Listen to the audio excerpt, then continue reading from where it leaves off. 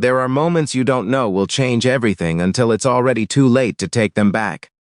I said something I had no business saying on a Thursday evening in October, at a company happy hour I hadn't even been invited to.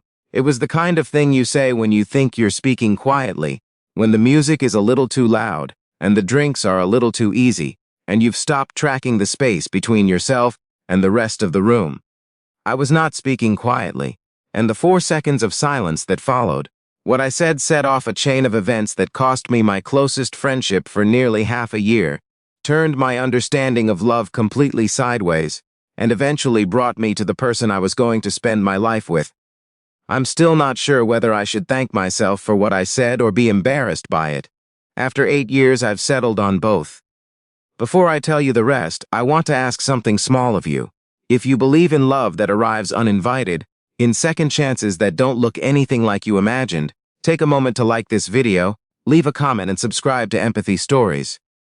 Your support genuinely matters. Now let me take you back to Austin, Texas, and a Thursday night in October that I will never fully stop thinking about. My name is Wade Corbett. 8 years ago, I was 27 years old, and living in a one-bedroom apartment in the Bolden Creek neighborhood, which was the kind of neighborhood that had great coffee shops, and not enough parking, and a particular quality of weekend morning light that made you feel like everything was going to be fine. I did freelance web design, mostly for small local businesses that were ready to stop looking like they'd built their website in 2009. I worked from coffee shops and kitchen tables and, when the deadline was close enough, from bed with my laptop balanced on a pillow. It was not the most stable life, but it was mine and I'd built it myself, and at 27 that felt like enough. My best friend was Silas Porter. We'd been close since we were 15, back in Nashville, 2 kids in the same high school who both showed up to the same optional film class on a Friday afternoon and ended up staying after to argue about the ending of a movie we'd watched in class. We'd kept in touch through college, through the years after, through the particular drift that happens when people scatter after graduation. When we both ended up in Austin by our mid-20s, him for a job offer, me for a girl who moved away 2 months after I arrived, it felt less like coincidence and more like the city was finishing something it had started. We fell back into the kind of friendship that picks up wherever it left off without needing a recap. Sunday afternoons, standing text threads, the kind of shorthand you spend years building with a person. Silas worked at a company called Meridian Group, a mid-size marketing consultancy that did brand strategy and creative campaigns for regional and national clients. He was a senior account manager, which meant he was the one on the phone with clients when something went sideways, the one making sure the creative team understood what the client actually wanted, as opposed to what the client said they wanted. He was good at it. He had the kind of emotional intelligence that made people trust him before he'd finished a sentence. I had met his boss exactly twice before that October. The first time was at Meridian's summer cookout the previous July, a backyard event at one of the partners' houses. She shook my hand, asked what I did, and then asked a follow-up question about the freelance life that wasn't polite filler. It was a real question she wanted a real answer to. I gave her one. She nodded, said something smart about the economics of it, and then someone else pulled her into a different conversation. The whole exchange was maybe 4 minutes. The second time was at a coffee shop on Congress where I was working, and she was conducting a phone interview in the corner booth. She noticed me when I was refilling my water, gave me a brief wave and a half smile, without breaking the flow of whatever she was saying into the phone. I remember thinking she had an unusual quality of being fully present in 2 places at once. Her name was Monica Thorne. She was 42, the managing director of Meridian Group, which meant she ran the day-to-day operations of the entire company. Silas had mentioned once that she'd been divorced for about 3 years, that she had a teenage son named Oliver, and that Oliver was good at soccer and apparently made excellent Sunday morning pancakes. These were the kinds of small facts that get mentioned and filed away without meaning anything in particular. Silas respected her. He spoke well of her judgment. That was the full picture I had of Monica Thorne on the evening of that October happy hour. The Meridian Group had just wrapped a major quarterly push, and the team had decided to mark the end of it with drinks at a bar in the warehouse district. Silas texted me that afternoon and asked if I wanted to swing by, said it would be mostly his coworkers, but he'd be glad to see a familiar face. I finished a revision for a bakery website I'd been working on, closed my laptop, and headed over around 7. The bar was exactly what you'd expect from that part of Austin. Exposed brick, Edison bulbs strung from the ceiling, a cocktail menu that used words like foraged and house-infused. I found Silas at a high top near the back, already in conversation with 2 of his colleagues. I ordered a drink and settled in. For the first 45 minutes or so, it was standard work event conversation. A client situation that had resolved well, a project that hadn't, someone's upcoming vacation. The kind of talk that flows easily when everyone at the table has a shared context you don't quite have, but you can follow along well enough. Monica arrived around 7:45. I could tell she hadn't planned to stay long. She still had her bag over her shoulder when she walked in, the kind of postures that says I'm just stopping by, not I'm here for the night. She spotted her team, navigated through the crowd without hesitation, and started making her way around, checking in with people. She was wearing a charcoal blazer over a dark blouse, and her hair was down in a way it hadn't been at the cookout. She moved through the room like someone who was used to being observed, and had long since stopped finding it interesting. Silas had gone to the bar for another round, and I drifted over to stand next to him while he waited. We were talking about something. I honestly don't remember what, probably the game earlier that week, when my mouth, apparently operating without any input from my brain, interrupted whatever I was saying with a completely different observation. I said, in what I truly believed was a private voice, "I'll be honest, man. Your boss is more my type than any of those setups you've been trying to run for me. She's the most interesting person I've met in a long time." Silas went still beside me, the way people go still when they hear something they don't want to have heard. The bartender set 2 glasses on the bar and walked away. And then I heard footsteps. Close, and when I turned, Monica Thorne was standing at the bar to my right, close enough that there was no version of the universe in which she had not caught every word. She looked at me for a moment. I've tried to describe that look many times over the years, and I've never quite gotten it right. It wasn't embarrassment. It wasn't the particular brittleness of someone who's been put in an awkward position in public and is managing it gracefully. It was something else. It was steady, considered. Like she had heard what I said and turned it over once to check if she believed it before deciding what to do with it. She picked up the glass she'd set on the bar, took a calm sip, and looked at me directly. "Interesting is a good start," she said. "If you actually meant that, I'm free on Saturday." Then she turned and walked back toward her team. Silas stared at his glass like he was waiting for it to explain itself. I laughed. The hollow, helpless kind of laugh that happens when every other response has already failed. I started to say something about how obviously I had just been talking, that it wasn't anything that I was. And I gestured vaguely at the air in a way that meant nothing. Silas picked up both glasses and handed one to me without a word. We went back to the high top. Neither of us mentioned what had happened for the rest of the night. I left around 9. Silas walked me to the door, and I thought for a second he might say something on the sidewalk, but he just shook his head once, slow, and said he'd text me tomorrow. He went back inside. I stood by my car for a minute. The October air was cool and smelled like rain was coming in from the west. I drove home with the radio off and the windows cracked. I told myself it was nothing. An overheard sentence that everyone would forget by the weekend. Monica had made a sharp, gracious response the way sharp, gracious people do, and it would dissolve into the noise of the evening, and none of us would think about it again. That was not what happened. I thought about it constantly. Not the embarrassment, though that was present too, a dull warmth behind my sternum that flickered up whenever I replayed the moment.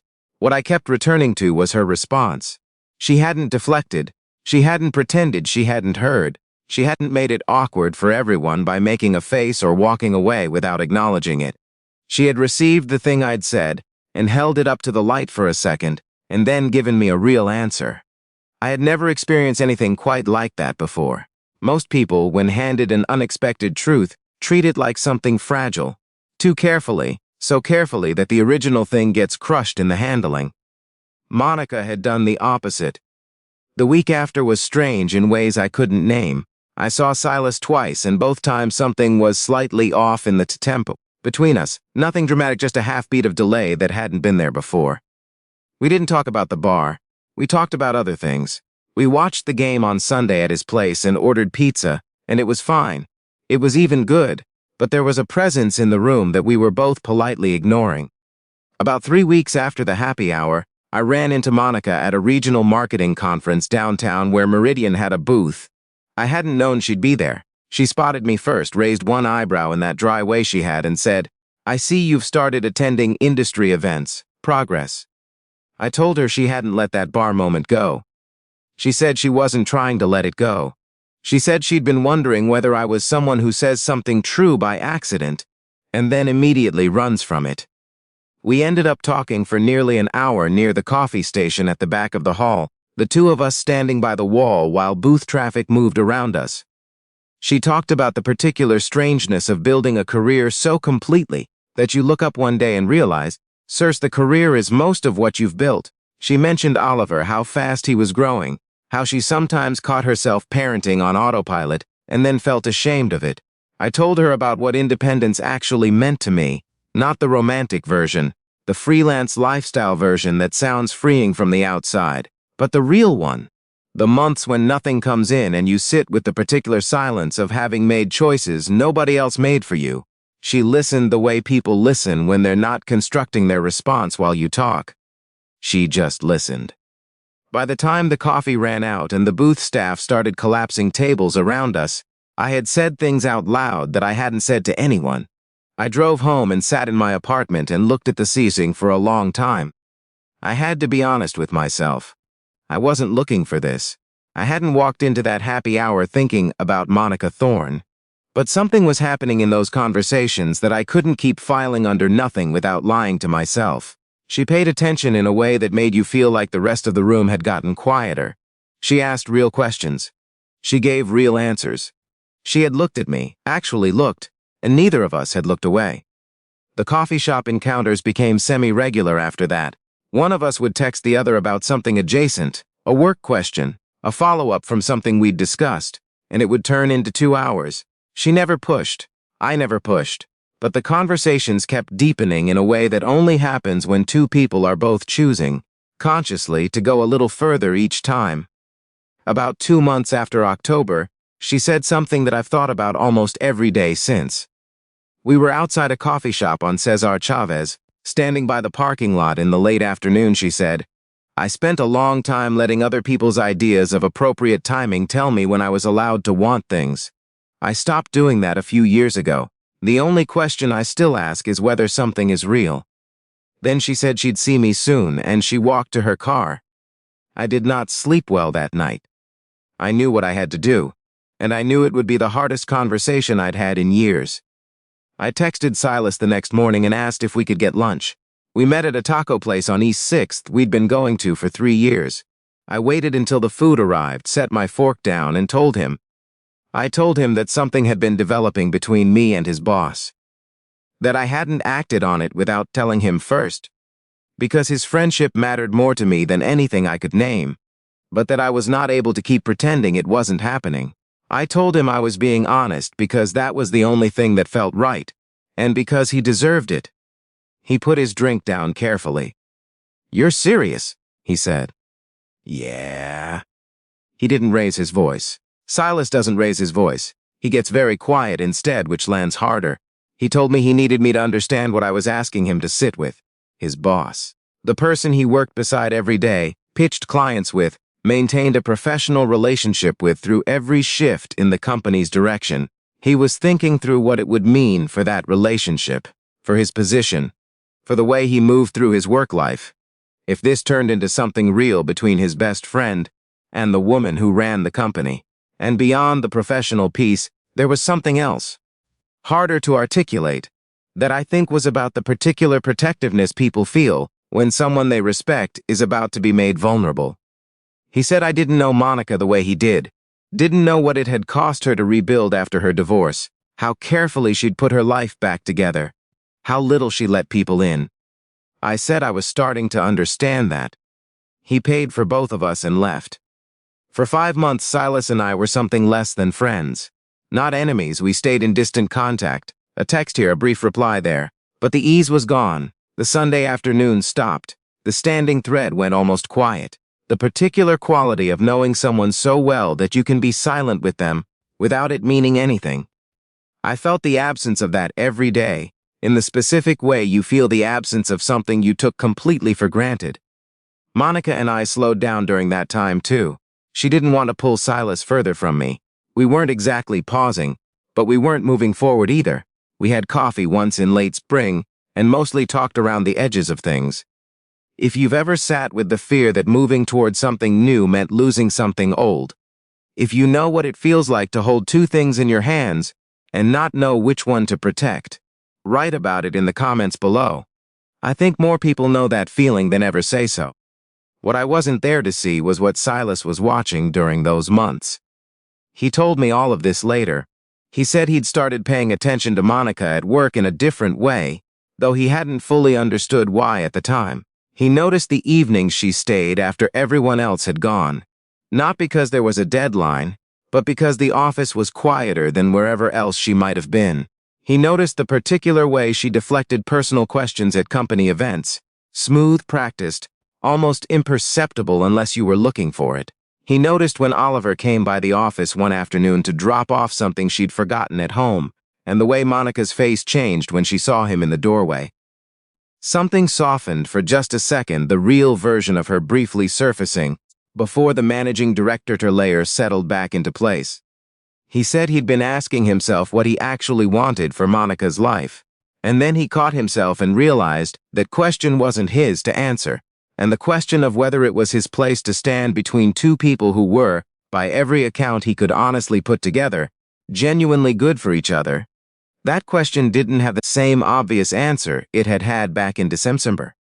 On a Sunday evening in early April, my phone rang. It was Silas. He said, "I've been watching her at work for a few months." I said, "Okay."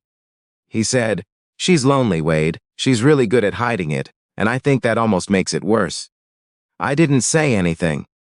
He was quiet for a moment, then he said, "I'm not going to pretend I'm happy about this. I want you to know that I am actively choosing not to be dramatic about it, and that is different from being happy." A pause. "But if you hurt her, I will not forgive you. And if you're actually serious, if this is what I think it is, then stop wasting time." I let out a breath that had been building since December. We talked for 2 more hours. We didn't resolve everything that night. There were still awkward dinners ahead, still moments where the three of us would have to figure out what it looked like to be in the same room. But Silas was back, and I was back in his life. And that night, that was everything. Monica and I had our first real date in late May. I drove us out to Fredericksburg, the hill country west of Austin, where the roads wind through live oak and cedar, and the air smells different from the city. We had dinner at a small restaurant with handwritten menus and mismatched chairs on a back patio strung with lights. We talked from 7 o'clock until the staff started stacking chairs around us. She told me she'd wondered, after October, whether I'd follow through or whether I was the kind of person who says something true by accident and then spends the next several years pretending he'd been joking. I said I had spent most of the time in between, figuring out how to stop pretending. She said that was a reasonable use of the time. We drove back to Austin with the windows down, the late May night warm and soft from a rain a few days before. I didn't know how to describe what that drive felt like then, and I'm not sure I can now, except to say that I was not the same person who had been standing at that bar in October. Whatever the difference was, it felt earned. That was 8 years ago. Monica and I got married 4 years later. Small ceremony, outdoors, friends and family, and the particular gold light of a Texas afternoon in late September. Oliver was 19 by then, home for a weekend from UT Austin, and he gave a toast that moved through 3 different emotional registers in under 4 minutes, and somehow landed every one of them. He calls me by my first name with a particular kind of ease that tells you exactly what you are to each other without needing a label to hold it in place. I like it better than any label would have been anyway.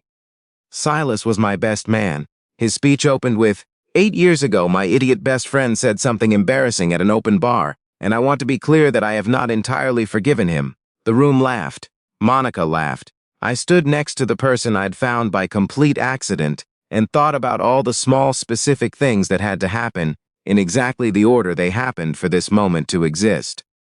The overheard sentence, the 4 words that followed it, the long, difficult months that came after all of it.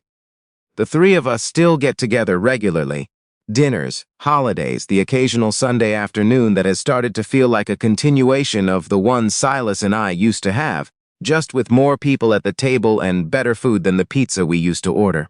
Sometimes someone will bring up how it started, and Monica will tell the story best, because she's always told it like someone who made a choice with both eyes open and never needed anyone's permission to do so.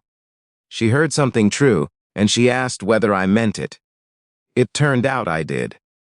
And if this story meant something to you, if you've ever stumbled into honesty by accident and had it turn into the best thing in your life, please take a second to like this video, share it with someone who needs to hear that the unexpected things are sometimes exactly the right things, and subscribe to Empathy Stories.